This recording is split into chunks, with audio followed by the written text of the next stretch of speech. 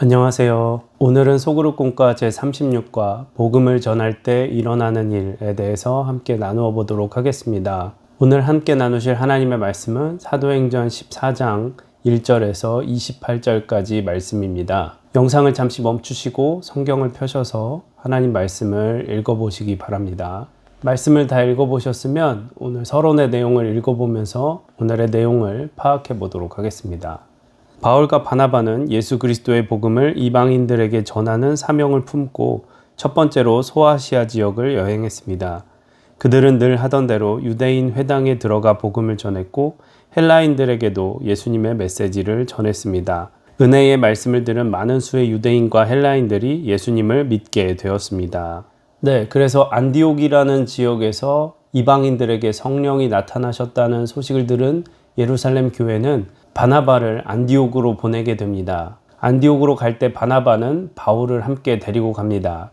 그리고 그곳에서 안디옥 교회를 세우고 이방인들을 위한 사도로 부르심을 받았다는 것을 그들이 깨닫고 사역을 하게 됩니다. 그 후에 그들은 복음을 전하기 위해 전도 여행을 떠나는데요. 전도 여행을 떠나면서 그들이 복음을 전하는 가운데 겪은 일들에 대해서 우리가 오늘 함께 나눠보도록 하겠습니다. 그러면 바울과 바나가 복음을 전할 때 어떤 일들이 일어났는지 본론의 내용을 읽어보면서 살펴보겠습니다.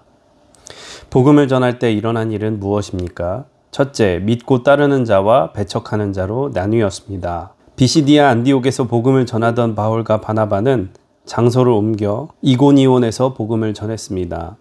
유대와 헬라의 허다한 무리가 예수님을 믿게 되었지만 복음에 반대하는 사람들도 나타났습니다. 믿지 않은 유대인들은 복음을 거절할 뿐 아니라 허위 사실을 유포해 사람들에게 바울과 바나바 일행에 대한 나쁜 감정을 품게 했습니다. 그들은 바울과 바나바를 비방하고 모욕했습니다.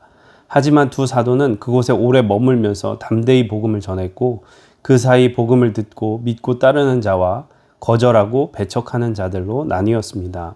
우리도 복음을 전할 때에 같은 일을 겪습니다. 격렬하게 비난하거나 반대하는 사람을 만날 수 있습니다.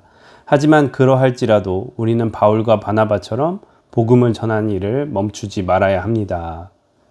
그래서 복음을 전하는 일은 하나님께서 우리에게 주신 사명이기 때문에 우리가 복음을 전할 때 하나님이 함께 하시고 도와주십니다. 그러나 복음을 전한다고 해서 모든 것이 다 형통하고 무조건 잘 되는 것이 아니라 복음을 전할 때에 복음을 받아들이는 사람과 또 거절하고 배척하는 사람들이 있다라는 것을 우리는 오늘 말씀을 통해서 알 수 있습니다. 우리가 복음을 전하다가 거절을 경험하거나 비난을 받으면 우리가 좌절되게 되고 또 마음에 상처를 입기도 하는데요. 그럼에도 불구하고 하나님께서 우리에게 주신 사명을 기억하고 바울과 바나바처럼 담대하게 복음을 전해야 하는 줄로 믿습니다. 복음을 전하는 일은 사단의 권세를 깨트리고 하나님의 나라를 확장하는 것이기 때문에 방해와 어려움이 반드시 있다는 것을 우리가 기억한다면 복음을 전하다가 거절을 당해도 낭망하지 않을 수 있다는 것을 꼭 기억하시기를 바랍니다. 그러면 계속해서 두 번째 문단도 읽어보겠습니다. 둘째, 오해를 받기도 했습니다. 복음을 반대하는 무리의 위협이 더 강해져 그들은 두 사도를 돌로 쳐 죽이려 했습니다. 이 계획을 간파한 사도들은 루스드라와 그 근방으로 피신해 거기에서 복음을 전했습니다. 바울은 루스드라에서 복음을 전하던 중 태어날 때부터 걷지 못하는 사람을 일으켜 걷게 하는 기적을 행했습니다. 그런데 믿음 없는 사람들이 이 일에 엉뚱하게 반응했습니다. 기적을 일으킨 바울을 헤르메스, 바나바를 제우스로 부르며 인간의 몸으로 온 신들이 자신들을 방문했다며 경배하려 했습니다. 바울과 바나바는 사람들을 말리며 유일하고 참된 신은 하나님뿐이심을 선포했습니다. 우리도 복음을 전할 때 오해받을 수 있습니다. 그러나 그런 작은 일 때문에 복음 전파를 멈추거나 포기하는 것은 이유가 되지 않습니다. 그래서 복음을 전하기 위해 전도 여행을 했던 바울과 바나바는 많은 고초와 어려움을 겪기도 했지만 반대로 그들이 행한 기적들 때문에 칭송과 경배를 받기도 했습니다. 심지어 그들을 신들로 추앙해서 경배하려는 사람들이 나타나기도 했습니다. 그때 바울과 바나바는 자신의 옷을 찢고 소리를 높여 우리는 당신들과 같은 사람들이며 우리가 이렇게 하는 것은 당신들을 살아계신 하나님께 돌아오게 하려는 것이다 라고 선포했습니다. 우리도 복음을 전하거나 여러 사역을 하다 보면 사람들의 칭송과 또 칭찬을 받을 때가 있습니다. 그럴 때 우리는 복음 전하는 사명의 본질을 기억해야 합니다. 하나님께서는 우리를 복음을 전하는 사명을 가진 자로 보내신 것 뿐이며 복음으로 인해 나타나는 모든 영광은 하나님이 받으셔야 하고 또 복음을 전함으로써 그 사람들이 살아계신 하나님께 돌아가게 하는 것이 궁극적인 목적이라는 것을 우리가 항상 잊지 않아야 될 줄로 믿습니다. 네, 그러면 계속해서 세 번째 문단도 읽어보겠습니다. 셋째, 믿음이 더욱 굳건해졌습니다. 안디옥과 이고니온에서 바울과 바나바를 핍박했던 유대인들은 루스드라까지 쫓아와 바울을 돌로 쳤습니다. 바울이 죽은 줄로 생각했던 그들은 바울을 성 밖에 버렸습니다. 그런데 제자들이 바울을 찾으러 둘러섰을 때 바울은 다시 일어났습니다. 그리고 바나바와 함께 더베로 가서 복음을 전했습니다. 아무리 큰 환난과 핍박도 복음을 향한 바울의 열정을 막지 못했습니다. 복음을 전할수록 그의 믿음은 더욱 굳건해졌습니다.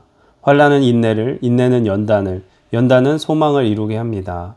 바울과 바나바는 제자들에게 하나님 나라에 들어가려면 많은 환난을 겪어야 한다며 믿음에 굳게 서라고 권면했습니다. 어려움 중에도 포기하지 않고 복음을 전하면 하나님은 기뻐하시며 우리의 믿음을 굳게 해주십니다.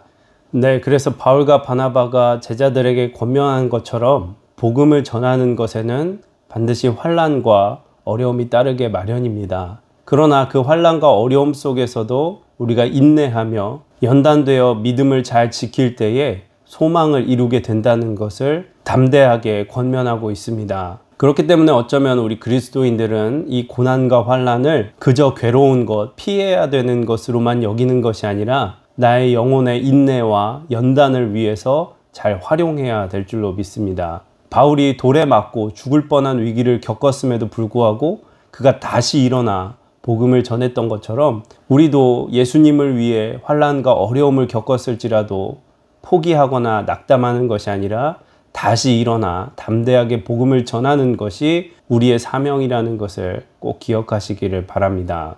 네, 이렇게 해서 본론의 내용을 다 살펴보았고요. 결론을 읽어보도록 하겠습니다. 복음을 전하다 보면 다양한 상황을 마주하게 됩니다. 말씀을 기쁘게 들으며 영접하는 사람이 있는가 하면 거칠게 거절하는 사람도 많고 억울하게 오해받는 경우도 있습니다.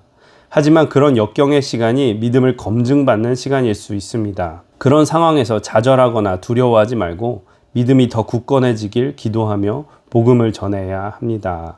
네, 이렇게 해서 소그룹공과 제36과 복음을 전할 때 일어나는 일에 대해서 함께 나눠 보았고요. 묵상 질문과 삶에 적용하기를 읽어보시기를 바랍니다.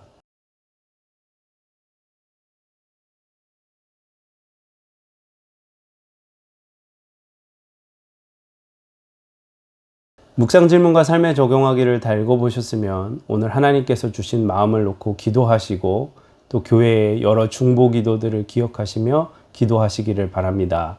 수고 많으셨습니다. 감사합니다.